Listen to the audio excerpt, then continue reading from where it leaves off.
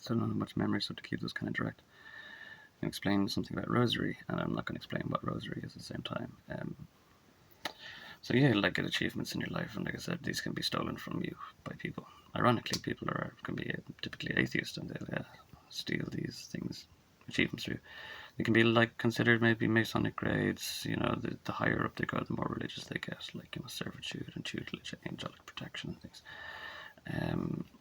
People can steal them or copy them, or typically steal them from you, and or they can put terrible things in you and control you, manipulate in this way. Names, basically, and words. So, a type of achievement is called a rosary. You probably know this, about this. It's little old ladies using rosary beads and saying repetitive sequences of prayers and decades of prayers. They're called decades because it actually takes decades to achieve a rosary. Stick around in that kind of case if you want to achieve something like this. It does take a long time to demonstrate commitments and things. But I'm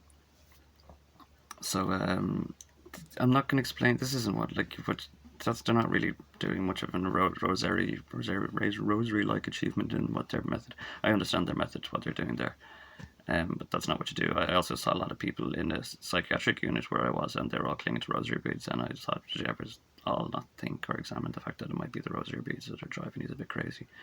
Because you don't understand it, and it's not very respectful to do things that you don't understand properly.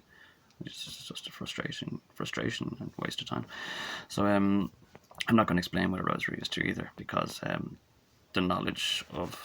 knowledge of it will spoil the potential legitimacy or sincerity that would be required for it. So me telling you about it or teaching you about a rosary is not going to help you achieve it really in life, because it's you need to figure it out by yourself. You need to combine these things by yourself, and you've got plenty of space and time to do it. I'm sure you'll get there.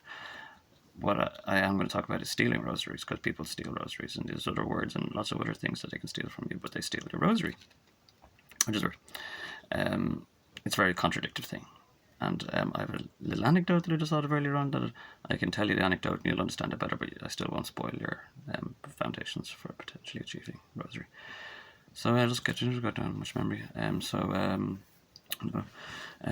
So you work for this Don Corleone, this big mafia guy, really cool, big old Don, respectful Don.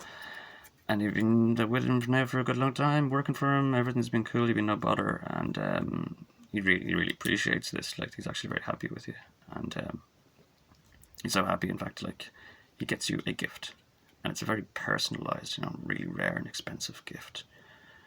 Just as a token of his appreciation for your services and your mutuality and your trust and confidence and things. And it's a really rare and expensive and personalized gift, kind of very, very personalized, very, unique. So yeah, that's that. And then this gets stolen from you by some Jimmy the Hook or something like this, steals it. And he's like, wow, the boss would love this kind of thing because it's really rare and expensive. So he steals it off you and he brings it back to the big Don Corleone guy, the big boss, and immediately sees the present and knows that it was stolen from you, that he took it from you.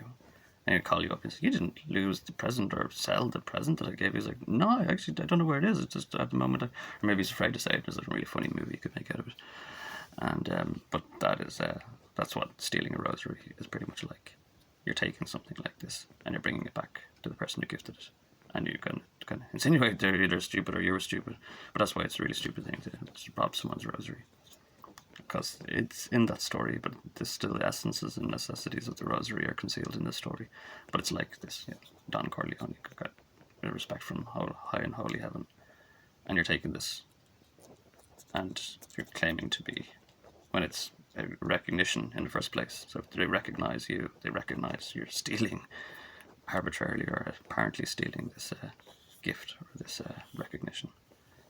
So yeah, it's really stupid. That's why, atheists running around stealing people's tutelage, and atheists running around stealing people's rosaries and bishophoods and everything, your achievements. And so I probably won't have time to finish this here, but there's only one game. Hegel said, you're all boys and you all play games. There is only one game, And if you're like an atheist, to be honest, you're like a hippie. that doesn't believe in money and power and the system, man. And I don't believe in any of it. It's all a farce. It's all a joke. Well, there's also at the same time a lot of people getting ahead in this game. You know, there's a lot of people getting wealthy and getting on the train and building pyramids and getting super wealthy. While you're not believing in it. So that's what atheists are like hippies. You don't believe in the game, or not the game. I have to make it appealing to these people, but you don't believe in it, and you're not really getting ahead. You know, you're not really doing yourself any favors by just saying no, I don't believe in it at all. But yeah, you know, it's just combating stupidity, really. It's not the only enemy I find, really. So yeah, don't claim to have stolen my or possessed or owned my rosary, baby, or my decades or my anythings, and yeah, you know, protecting you lost the war. You know, socialism meant people would be protected and everybody would get what they deserve, and no one would be gypsying and harvesting and cheating and stealing from each other. And that's what socialism was. That's what, you know, Hitler wanted, was protection for everyone. The whole country would be fucking bounds. Excuse me. The whole country would be very powerful in that. And he wasn't afraid of it. He thought it was a good thing. He thought it was suppressing the Superman, basically.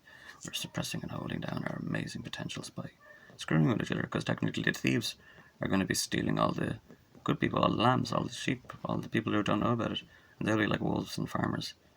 And they're not nice people. And then they'll be super enamored and glorified in this realm where the good people are all kept down.